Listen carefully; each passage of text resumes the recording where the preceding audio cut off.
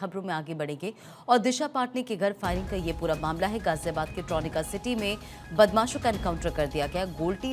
गोल्डी बरार और गोदारा गैंग के 2 बदमाश एनकाउंटर में ढेर और फायरिंग करने वाले दोनों बदमाश मुठभेड़ में ढेर कर दिए गए।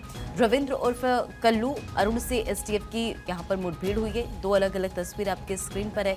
पहली तस्वीर आप देखिए जब दिशा पाटनी के बरेली स्थित घर पर फायरिंग की गई थी, कई राउंड यहां पर गोलियां चलाई गई थी और अब इस पूरे मामले में पुलिस को सफलता मिली है, यानी कि एनकाउंटर कर दिया गया बदमाशों का। तो बरेली में अभिनेत्री दिशा पाटनी के घर पर हुई फायरिंग मामले में यहां पुलिस को बड़ी सफलता मिली है। गाजियाबाद के थाना ट्रॉनिका सिटी क्षेत्र में मुठभेड़ हुई और इस मुठभेड़ में मुख्य आरोपी रविंद्र और अरुण को मार गिराया गया है।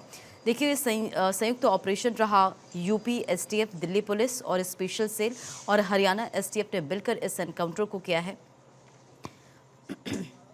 और 2 अलग अलग तस्वीर भी है। पहली तस्वीर जब बरेली स्थित दिशा पाटनी के घर पर फायरिंग की गई थी। अब देखिए किस तरह से पुलिस ने यहां पर बदमाशों का एनकाउंटर कर दिया है। मारे गए आरोपियों की पहचान रविंद्र उर्फ कल्लू निवासी कहनी का बताया जा रहा है और रोहतक और अरुण जो है वो गोहाना रोड का बताया जा रहा है। दोनों जो शूटर है वो कुख्यात गैंगस्टर गोल्डी बरार और रोहित गोदारा गैंग के सक्रिय सदस्य थे। मौके से ग्लॉक और जिगाना पिस्टल के साथ कई कारतूस भी बरामद किए, तो हथियार भी इनके पास से बरामद किए गए। तो इस पूरे मामले को लेकर जांच पड़ताल की जा रही थी। 12 सितंबर की सुबह करीब 3:45 पर बरेली में बाइक सवार 2 बदमाश पहुंचते हैं। दिशा पाटनी के घर पर करीब 8 से 9 राउंड जो है वो फायरिंग इन्होंने की थी। हमले के बाद गैंग ने सोशल मीडिया पर इसकी जिम्मेदारी भी ली थी और इसे अभिनेत्री की बहन खुशबू पाटनी के द्वारा जो कथावाचक है प्रेमानंद महाराज और अनिरुद्ध आचार्य पर की गई टिप्पणी का बदला बताया गया था। हालांकि जब ये खबर सामने आई तो दिशा पाटनी के पिता की तरफ से भी स्टेटमेंट दिया गया था।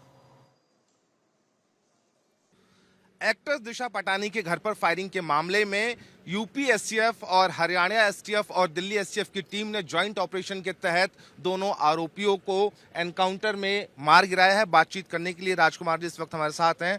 सर, क्या कुछ हुआ और कैसे इन लोगों की आप लोगों को भनक लगी? और पता ये भी चला है कि 2500 सीसीटीवी खंगाले गए तब इनकी पहचान हो पाई। घटना के बाद से इसमें एक लगातार टीमें काम कर रही थी। इसमें गाजियाबाद, बरेली और नोएडा एसटीएफ लगातार अब सूचना संकलन का काम कर ही रही थी।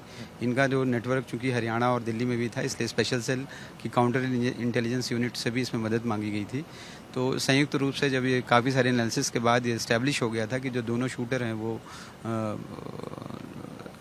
रोहित गोदारा और गोल्डी बरार उसके गैंग से जुड़े हुए हैं, रोहित गोदारा के गैंग से जुड़े हुए हैं, अरुण और रविंद्र हैं। तो उनकी संयुक्त रूप से टीमों को जब ये इस पर तलाश कर रहे थे तो इनको सूचना प्राप्त हुई कि ये आज दिल्ली से गाजियाबाद की तरफ आने वाला है। इस पर सेल और नोएडा स्टीफ की टीम ने जब इसको इंटरसेप्ट करने का प्रयास किया तो उन पर फायरिंग की गई और जब जवाब में जब पुलिस ने फायरिंग करी उसमें दोनों बदमाश घायल हुए और उनको जहाँ अस्पताल ले जाया गया उनकी डेथ हो गई।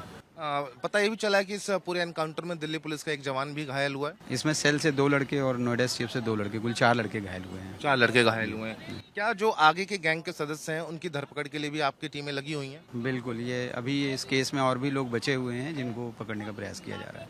शुक्रिया तमाम बातचीत के लिए। तो ये एसटीएफ के सीओ राजकुमार जी थे जिनका ये कहना है कि दोनों आरोपियों को मुठभेड़ में मार गिराया गया है। अस्पताल में उनको घायल अवस्था में भर्ती कराया गया था जहां पर दोनों आरोपियों की मौत हो गई है। वीडियो जर्नलिस्ट कपिल के साथ मैं इंदर यादव, भारत 24, गाजियाबाद, ट्रॉनिका सिटी।